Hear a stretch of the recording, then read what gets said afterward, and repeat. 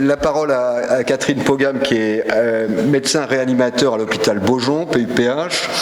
En fait, ce qui nous intéressait, c'est que, bon, là encore, on a l'impression que c'est quand même une maladie un peu spéciale. Bon, c'est vrai que les termes changent. On connaissait les urgences vitales, maintenant c'est devenu des urgences absolues. Mais là, on a vu arriver les orages cytokiniques. On l'a vu, comme ça a été rappelé récemment, la prévalence des accidents thromboemboliques. Et donc, c'était intéressant d'écouter le point de vue d'un réanimateur. Je voudrais ajouter, avant qu'elle lui donne la parole, c'est que je pense que nous sommes de très nombreux médecins à avoir une grande admiration pour ce que les réanimateurs ont fait. Ils ont sauvé des dizaines de milliers de vies et je crois que ça doit être rappelé. Et ce qui doit être rappelé également, c'est que le risque d'exposition à la maladie était dans cette affaire très important. La génération qui a connu la grande époque du sida, la situation était tout à fait différente puisque les malades étaient localisés, on n'avait pas des projections comme ça partout dans les espaces. Voilà, donc je donne la parole à Catherine Pogam-Burtz pour qu'elle nous explique quelles sont les particularités de ces patients et s'ils ont appris beaucoup de choses sur ces patients. Alors, vous m'entendez ? Oui, très bien. Bonjour à toutes et à tous. D'abord, merci donc pour cette invitation. Donc effectivement, un focus sur les patients de réanimation. Deux choses, un détail technique. Il se trouve qu'ils sont en train d'installer un escalier de secours pas très loin de mon bureau. Donc s'il y a des bruits bizarres, j'ai pas trop la main sur ces bruits-là. Le deuxième point, merci Hubert pour ce point. Effectivement, on a sur les régions, les zones en tension, on s'est retrouvé, juste pour vous donner une idée sur l'Île-de-France, en Île-de-France, on avait 1100 lits de soins critiques, de réa, disponibles avant la crise, et on est monté à 4000 lits de réa. Qu'on a déployé en 15 jours, 3 semaines. Et sur la PHP, à titre d'exemple, on était à 500 lits de réa avant la crise et on est monté à 1400 lits de réa au plus fort de la crise, au pic, c'est-à-dire la semaine de fin mars, début avril. Donc il a fallu se réorganiser très sévèrement. Et effectivement, un sujet autour de la gestion du risque infectieux, mais avec, vous avez peut-être suivi, un certain nombre de personnels qui ont payé, certains en sont décédés, cette exposition. Ce qu'il faut peut-être dire, en tout cas sur la région parisienne, c'est qu'on a eu de la chance dans notre malheur, c'est que les équipes de l'Est étaient une petite semaine devant nous. Et donc probablement que nous on a eu quelques jours avant de se prendre le cyclone sur la tête, et tout ceci nous a permis quand même de se préparer, de former énormément de gens aux techniques d'habillage, de déshabillage, et je pense que c'est en simulation bien sûr, et ça a été un point majeur. On a un taux de contamination là en tout cas par exemple sur l'hôpital que je connais bien, qui est celui où je suis en ce moment, on a 0 personnel médical et paramédical qui a travaillé en réanimation ou dans les structures annexes type réanimation qui ont présenté la maladie. Donc on a essayé de faire au mieux pour limiter ce risque, c'est un point qui était important de souligner. Alors, si ça veut bien passer, je ne veux pas passer. Alors, j'arrive pas à passer mes diapos, elles sont bloquées. Ça y est. Voilà. Alors, si on regarde les patients de réanimation, l'autre point que sans doute l'oratrice précédente a dit, c'est que c'est une littérature, c'est très particulier, parce qu'elle a fait allusion aux épidémies précédentes. Aux épidémies précédentes, il n'y avait pas Internet, il n'y avait pas PubMed, il n'y avait pas les réseaux. Et donc, en fait, on ne gagnait pas les infos à cette allure-là. Et la particularité, c'est, vous avez vu tous, j'entendais parler un rédacteur d'une revue scientifique, une explosion de données dans la littérature. Et donc, il y avait plein de malades partout, des papiers qui sortaient partout, et il fallait essayer de se faire des idées. Alors, il y avait des gens qui envoyaient des idées, il y a des gens qui envoyaient des datas. Donc, on essayait d'avancer un peu. Je vous présente ici, en gros, ce qui est pour l'instant la plus grosse série de malades de réanimation. C'est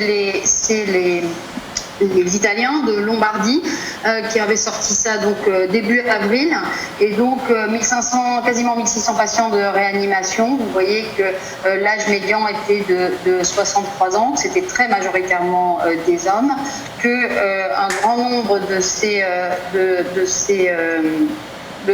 patients avaient des comorbidités. On retrouve l'hypertension, on retrouve les maladies cardiovasculaires. Alors il y a 30% qu'on n'avait pas, mais effectivement ce côté de comorbidité qui est très vite sorti dans la littérature, et avec le fait que ces comorbidités étaient associées au risque de faire des formes graves.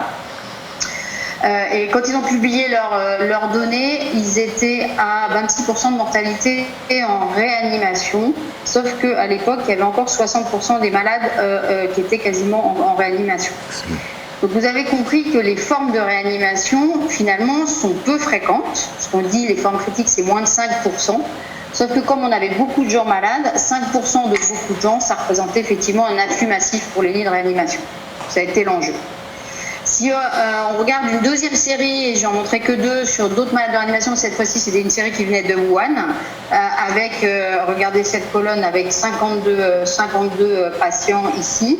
Vous voyez qu'on retrouve les symptômes qui ont été présentés précédemment, et sans surprise évidemment, pour les malades de réanimation, bien sûr, la dyspnée était présente dans 2 tiers des cas, mais vous voyez qu'il y avait aussi des formes à présentation un petit peu digestive. J'insisterai sur peut-être quelque chose, c'est en particulier chez les personnes âgées, les tableaux extrêmement ambivalents, on va dire, ou extrêmement peu clairs, avec notamment des tableaux pseudo-neurologiques, des confusions qui ont fait découvrir chez les patients les plus âgés de nombreux cas. Et quand, donc vous savez, ces gens rentraient pour détresse respiratoire en réanimation, et ils étaient étiquetés, les 2 tiers étaient étiquetés avec un tableau de SDRA, ou de syndrome de détresse respiratoire aiguë d'adulte. Pour mémoire, c'est un syndrome, et j'y reviendrai, mais il n'y avait pas que le poumon qui n'allait pas. Environ 30%, un bon tiers avait une insuffisance rénale aiguë, un 5e avait une atteinte cardiaque, et l'atteinte cardiaque a beaucoup fait parler parce que, en fait, en disant qu'on avait des stigmates d'atteinte cardiaque sous forme d'augmentation de troponine. On pourra y revenir éventuellement dans les questions. Il y avait de la dysfonction hépatique, ça dépend des critères, mais la plupart du temps c'était exprimé en cytolyse, vous voyez que c'était 30% des cas. Et puis des hémorragies gastro-intestinales, ça assez fréquentes, on pourra aussi y revenir. Et puis dans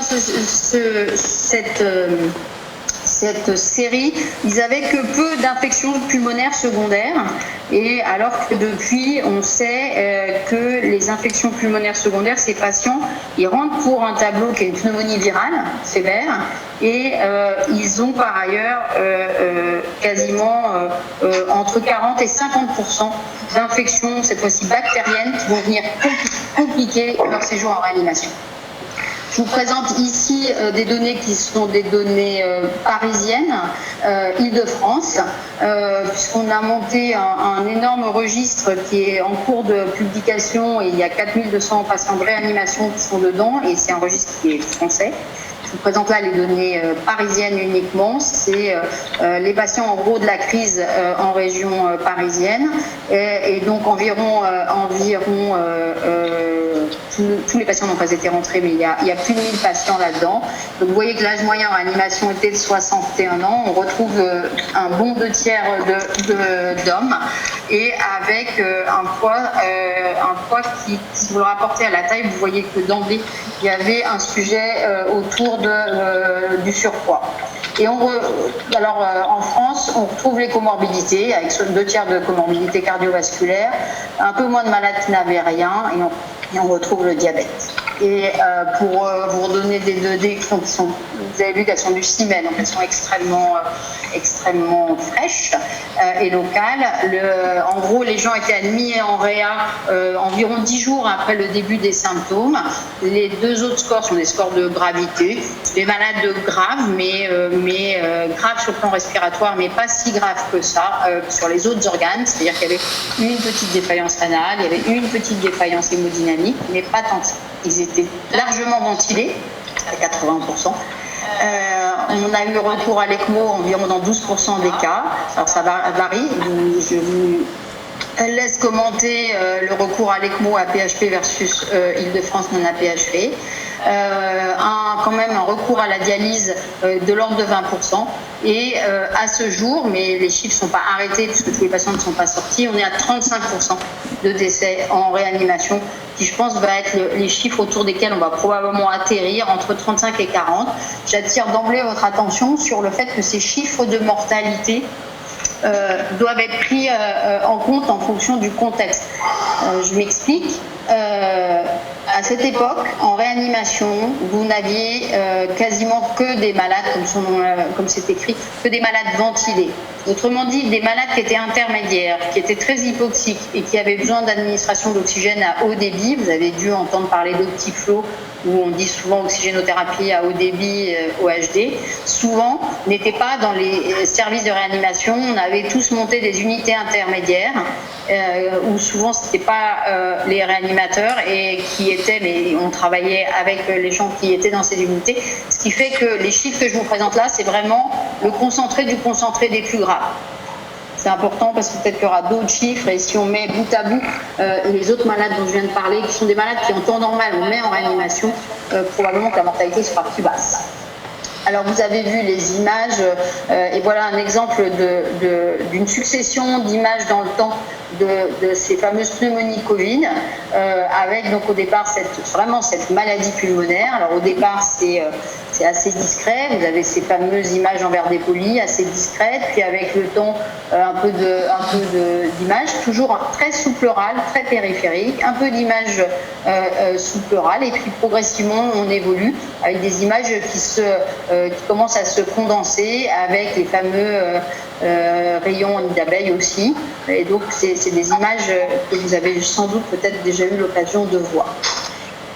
On m'avait demandé aussi de traiter de la biologie et en fait la biologie, et il ne s'agit pas, je ne vais pas passer du tout en revue tous ces anomalies biologiques, mais en gros c'est des malades infectés et inflammatoires et ça se traduisait donc par une hyperleucocytose de type polynucléaire, une lymphopénie, une thrombopénie, souvent une éosinopénie qui a fait couler beaucoup d'encre.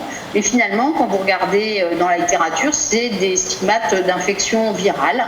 Et sans surprise, plus ces anomalies étaient intenses et plus ceci était un signe de gravité, mais ça c'est assez habituel. Il y avait de l'inflammation, effectivement.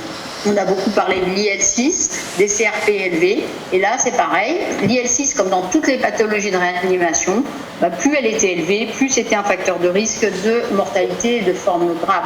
Et puis vous retrouvez toute une liste, par exemple l'atteinte, la cytolyse hépatique, la cholestase, l'atteinte rénale et l'atteinte avec sous forme d'augmentation de la troponine. Donc une maladie dont on voyait qu'elle avait des retentissements systémiques assez importants.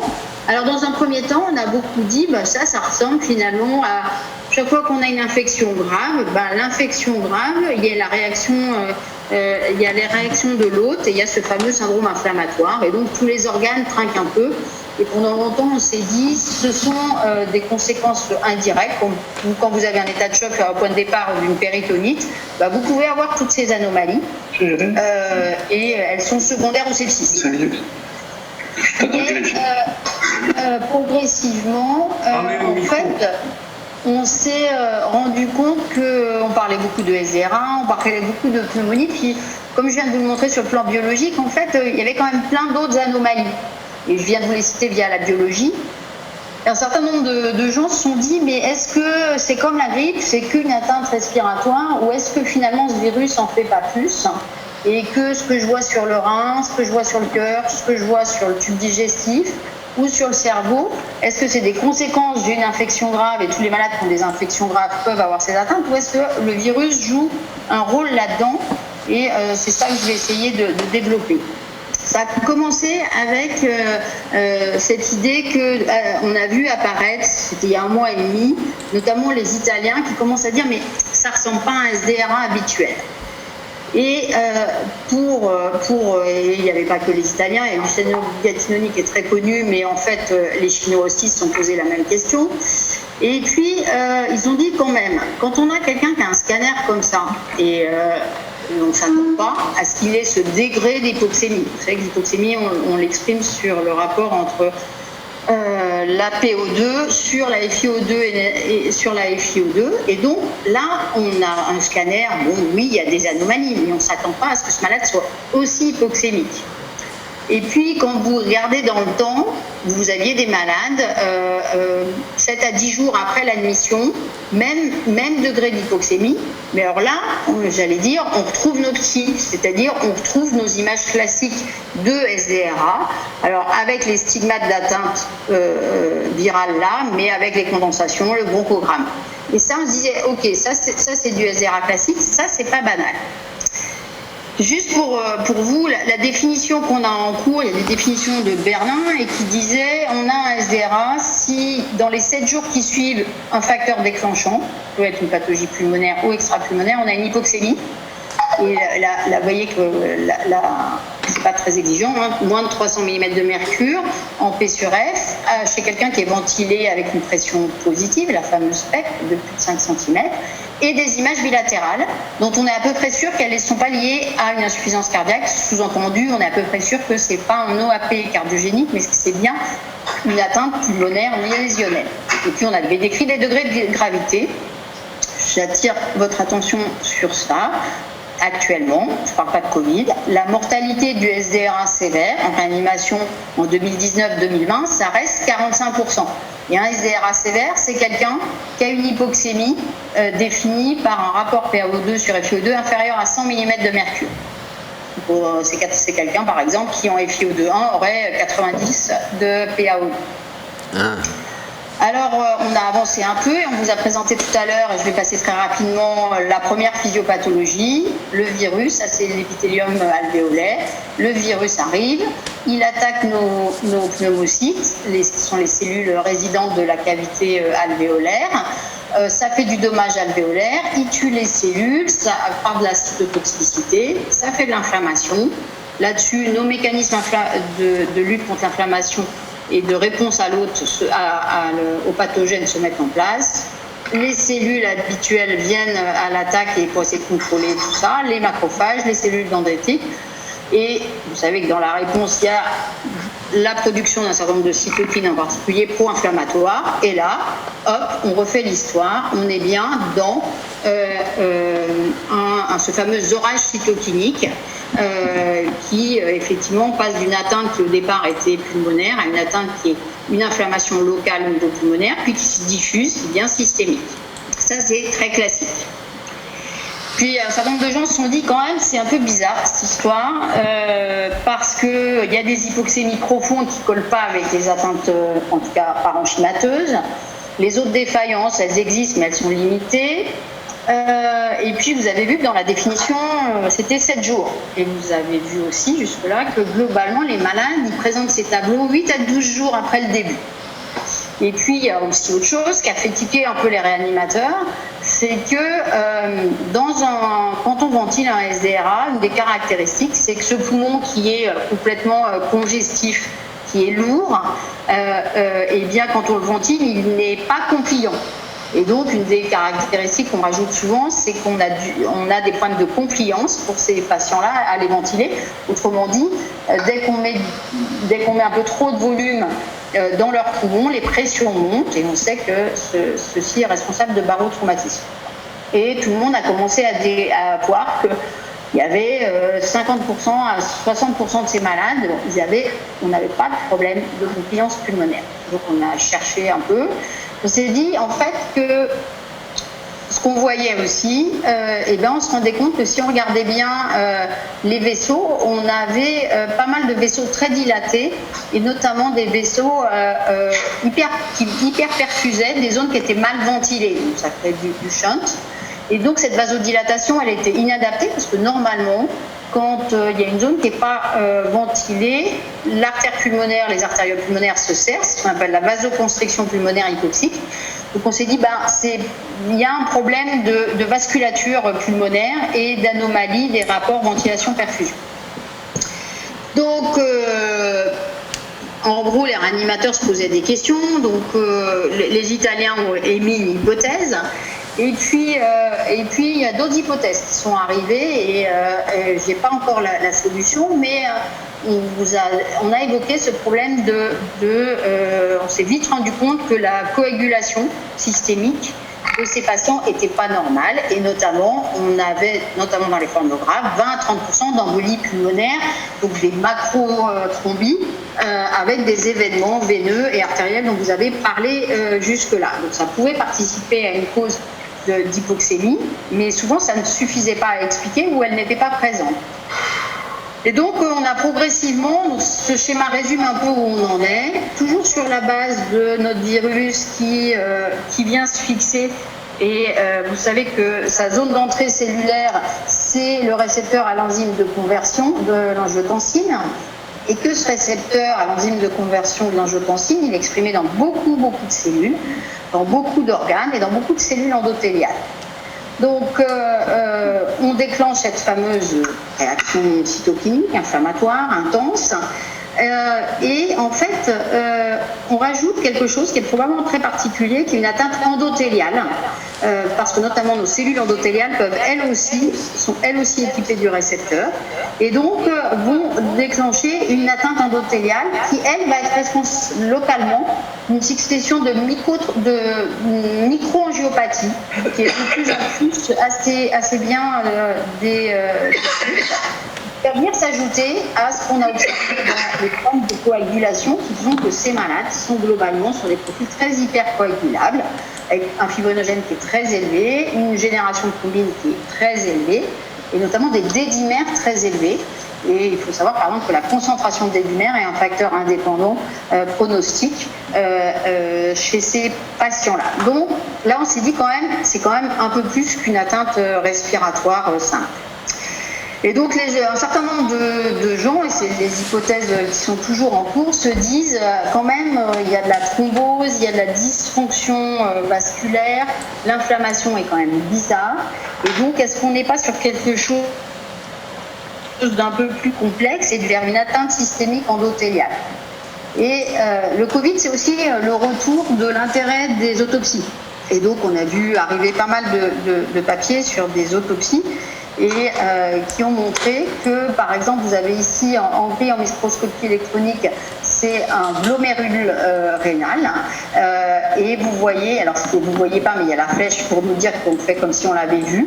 Eh bien, ils ont en microscopie électronique, on voit bien que dans les cellules endothéliales autour du glomérule, on peut voir des particules virales, et on les retrouve ici. Donc ça veut dire que le virus, effectivement, il n'est pas que au niveau respiratoire, on retrouve ces particules virales. Et quand on est en histologie un peu plus classique, on retrouve des stigmates d'inflammation et des stigmates d'apoptose assez importantes. Et donc on construit une histoire qui est peut-être un peu différente. La limite de l'autopsie, et ça va vous paraître assez évident, c'est que par définition, c'est les patients les plus graves qui sont morts, donc, et qu'on est à la fin de la maladie. On n'est pas au début de la maladie, donc il y a plein d'autres mécanismes qui ont pu se surajouter, mais il y avait des choses qui ont montré que quand même ce virus est bien responsable d'une atteinte endothéliale et avec des stigmates d'endothélite, où on va appeler ça de vascularite. Et un certain nombre d'auteurs disent, en fait, quand on regarde ce qu'on voit d'habitude dans les vascularites infectieuses, alors il y a plein de virus, même des vascularites infectieuses, et qu'on regarde ce qui se passe avec notre Covid, et oui, on a une atteinte pulmonaire, on peut avoir des atteintes des cardiomyopathies, des atteintes rénales, des atteintes gastro-intestinales, l'anosmie, par exemple, des déliriums, je vous ai parlé de ces confusions. On a ces problèmes thrombotiques avec ces problèmes d'hypercoagulabilité et locale et systémique. Et puis, on s'est rendu compte qu'en fait, oui, ils sont très inflammatoires, effectivement, mais en fait, si on regarde un peu ce qui est sorti, les niveaux d'IL6 sont élevés, effectivement, mais si on compare à d'autres pathologies, on est sur des niveaux d'IL6 qui sont élevés, mais pas dramatiquement élevés. On a vu des niveaux beaucoup plus hauts dans d'autres pathologies. Et donc en fait, il y a de l'inflammation, ça c'est certain. Il y a des cytokines qui sont produites pour faire simple, ça on est d'accord, mais on pense que, en tout cas un certain nombre de gens se disent que la physiopathologie, notamment l'activation filiale, via le récepteur à l'enzyme de conversion d'angiotensine, en fait aboutit à des tableaux où on obtient une véritable immunosuppression et une inflammation elle-même causée par les dommages tissulaires directs aussi du virus.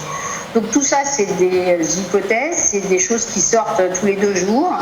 On devrait voir arriver bientôt un espèce de monitorage immunologique de ces patients qui vont essayer de nous faire avancer là-dessus. Mais en gros, le message, c'est qu'on est passé de malades qu'on prenait parce qu'ils étaient hypoxémiques, ils avaient du mal à respirer, à des malades où on s'est aperçu que c'était une maladie systémique, probablement plus complexe qu'on se pensait, que donc il y avait certains impacts thérapeutiques. Le premier impact était la façon dont on les ventilait, notamment. Si je pourrais répondre éventuellement, je ne vais pas rentrer dans le détail. Et puis un autre impact qui est sorti assez vite, qui était le besoin vraiment impératif d'avoir une prophylaxie antithrombotique extrêmement tonique, voire sur les derniers protocoles, avec les décimères très élevés, au-delà de 30 000, les malades sont anticoagulés parce qu'on sait que c'est un facteur de risque, même sans embolie pulmonaire, donc avec une anticoagulation efficace qui est démarrée maintenant. Et voilà, je vous remercie de votre attention. Alors on applaudit devant son écran. Alors merci Catherine pour ces. Donc c'est bien, il s'agit bien d'une nouvelle maladie et donc on apprend toujours des choses tout le temps. Alors il y a 2 types de questions en fait. Il y a d'une part les questions sur les facteurs de risque. Alors on nous dit est-ce qu'une pathologie préexistence des valves cardiaques est un facteur de risque pour aller en réa? Et on nous demande, ce qui a fait beaucoup de bruit dans le milieu bariatrique, il est clair qu'il y a plus d'obèses en réanimation, que l'obésité est un facteur de risque de forme grave, mais pour autant, est-ce qu'à ce stade, les obèses meurent plus que les autres?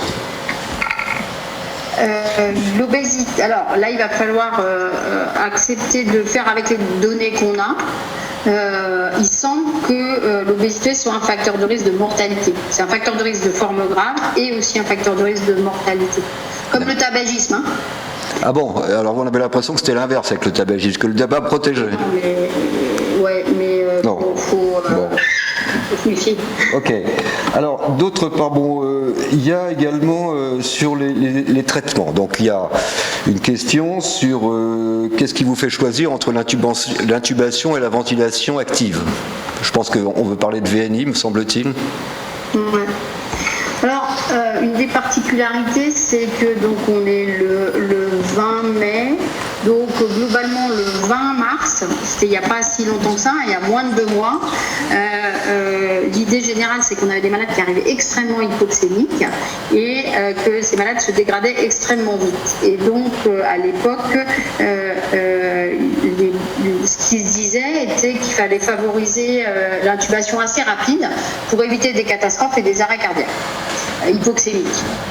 Et puis dans le même temps, ce qu'ils disaient aussi, et tu l'as cité au début, c'est que les techniques de VNI ou d'oxygénothérapie à haut débit ont été suspectes d'aérosolisation massive.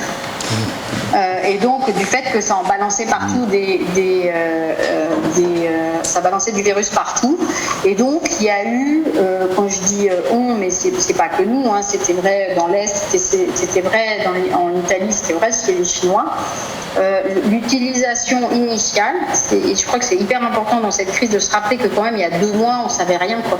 Je ne sais pas si on sait beaucoup plus de choses maintenant, mais il y a 2 mois on savait rien. Et donc dans un premier temps il y a eu un recours assez important à l'intubation, à la ventilation mécanique. On avait des gens extrêmement hypoxémiques. Et puis le temps passant, et puis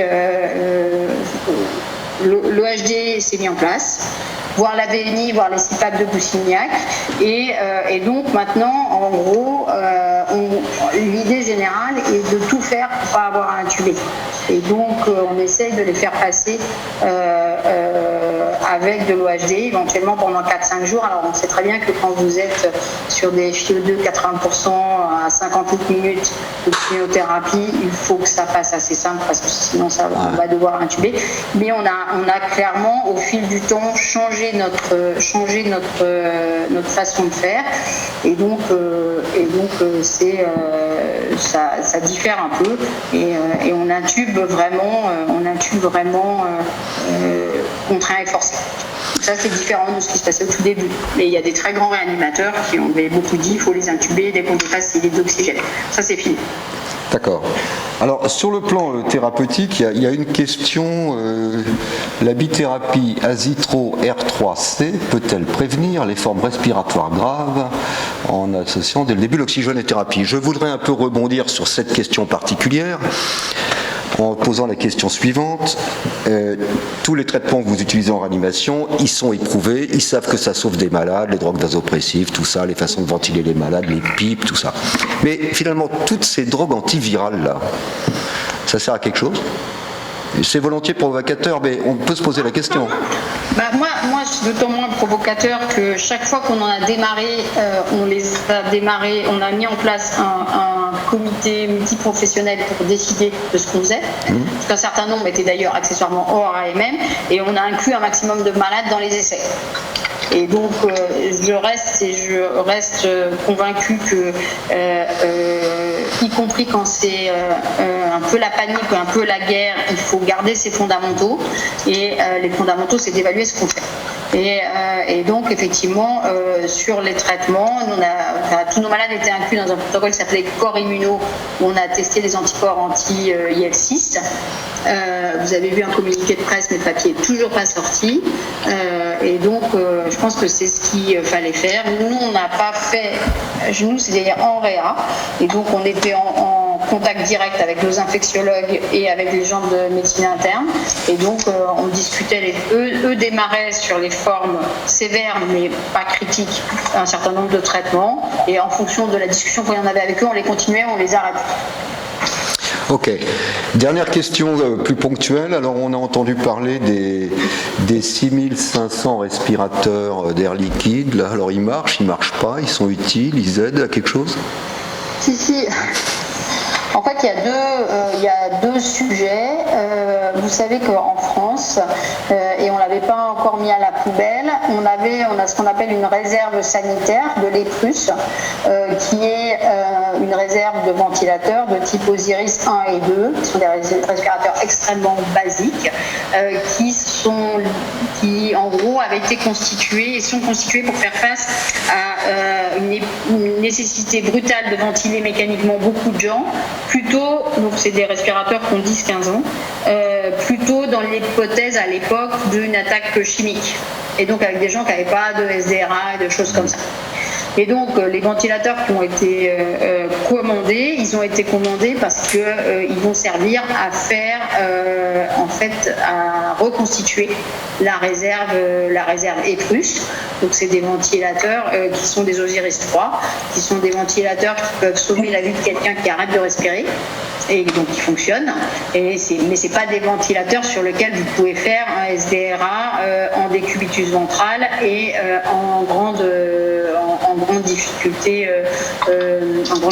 hémodynamique, mais qui pouvaient servir. Et par exemple dans le cadre de la crise, effectivement, il a fallu, on n'a pas manqué de ventilateurs, mais il fallait adapter les ventilateurs en fonction du type de ventilateur qu'on avait et quel était le meilleur ventilateur pour les malades. Par ailleurs, Air Liquide fait du modal. Et le modal a servi, par exemple, vous avez entendu parler de l'ouverture du bâtiment à Mont-d'Or, et la totalité du bâtiment de Mont-d'Or était équipée en modal P60 de Air Liquide. Pour revenir sur une question un peu sur la thérapeutique et sur le constat que vous avez fait sur la destruction des cellules endothéliales, est-ce qu'il y a une place dans la vasoconstriction induite par l'endothéline, induite par les cellules endothéliales, parce qu'à côté du facteur thrombotique dans la maladie vasculaire, microvasculaire, est-ce qu'il n'y a pas un problème comme ça, et pour aggraver l'hypoxémie en particulier? Ça fait partie des médiateurs qui sont effectivement un peu sur la sellette, mais c'est effectivement en cours de work in progress, et dans la mesure où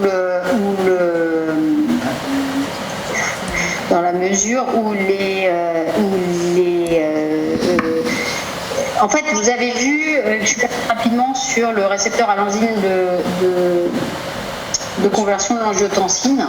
Il y a de plus en plus de choses autour du profil et de l'impact direct sur le métabolisme de l'angiotensine de ce virus, avec d'une part plutôt des diminutions d'angiotensine 3 potentiellement systémiques qui ferait qu'on a plutôt une vasoplégie dans les gros vaisseaux, mais qu'effectivement localement, notamment pour expliquer les fameux livédos, ce genre de choses, on a l'impression qu'il y a une ambiance de vasoconstriction microcapillaire qui joue probablement un rôle dans l'hypercoagulopathie ajoutée à la microangiopathie. C'est un work in progress. En effet, merci. Bien, merci beaucoup. On applause. Une question Vas-y, une dernière question, parce que le temps passe, on décale. Je peux vous faire 2 commentaires. Simplement remercier la conférencière qui nous a très bien expliqué la situation et dont les remarques concernant les restrictions ou les effets délétères de la ventilation mécanique vont tout à fait dans le sens des échanges qu'on a eus avec les spécialistes de l'académie brésilienne dans le cadre de l'académie de médecine il y a une quinzaine de jours. C'était un élément tout à fait nouveau, c'est-à-dire éviter autant que possible les ventilations mécaniques qui peuvent avoir un effet délétère. La deuxième chose que je voulais dire, c'est par rapport... Je dirais plutôt qu'ils peuvent ne pas être le traitement adapté à la situation que je vous ai présentée. C'est-à-dire que heureusement qu'on a intubé et ventilé les 90% qui ont été intubés et ventilés. Mais effectivement, une gestion particulière. Voilà. Vous avez raison. Se précipiter pour les intuber d'emblée, c'est ce qui a donné des très bons résultats à Rio de Janeiro en particulier. Et un autre commentaire par rapport au risque des soignants, pour vous dire que j'ai bien noté que dans votre structure, c'est à Beaujon, si j'ai bien compris, il y avait 0 soignants qui avaient été contaminés. Malheureusement, dans notre centre à Besançon, où il y a eu 660 patients qui ont été admis positifs dans les différentes structures, eh bien, on a déploré 220 soignants qui ont été testés positifs, dont la plupart ont maintenant guéri sans avoir recours à la réanimation. C'est pour dire qu'il y a quand même un véritable risque professionnel par rapport à la prise en charge de ces patients, quelles que soient les conditions. Alors c'est vrai que les conditions, au tout début, comme vous l'avez dit, nous on était dans la première vague, parce qu'on est à 100 km de Mulhouse, et probablement que les précautions n'étaient pas suffisantes, ou en tout cas les conditions pour prendre des précautions n'étaient pas parfaites. Je voulais simplement rajouter ça pour dire que le risque 0 pour les soignants, malheureusement, ça n'a pas été pour nous. Non, mais en plus, moi je dis c'est sur les équipes de réa, je dirais pas qu'il n'y a pas de risque 0, il y a quasiment 4000 personnes. Après, il faut quand même être assez clair avec des situations où on peut évoquer de la contamination professionnelle et des situations où clairement on a des soignants positifs et qui, et tout n'était pas de la contamination professionnelle non plus, mais il y en a eu, c'est certain. Et nous on en a dans des unités qui sont non Covid, des malades ils n'ont pas pris des Covid, et on sait très bien qu'on a un sujet autour des salles de repos, la non-distanciation. Enfin, c'est assez le sujet est complexe et c'est pas blanc et noir. Merci de cette précision. Merci. C'est très bien. Bravo pour votre avis. Merci beaucoup. Merci. Mais je crois qu'il me revient également de remercier, en même temps de saluer malgré tout tous ces professionnels qui ont pris des risques plus ou moins contrôlés. Et donc, néanmoins, tout le monde est là pour dire bravo à tout le travail que vous avez fait dans tous les services de réanimation de France. C'est remarquable. Et on vous doit vraiment 1000 merci. Alors, il me revient également de passer la parole à l'orateur suivant, qui est notre secrétaire général Hubert Joannet, qui va se centrer plus sur la problématique de l'activité chirurgicale et de l'impact de la pandémie, d'une part pendant cette période de confinement, et puis maintenant à l'heure du déconfinement et de la réouverture des blocs chirurgicaux à leurs activités habituelles. Hubert, à toi. Merci. Oui, donc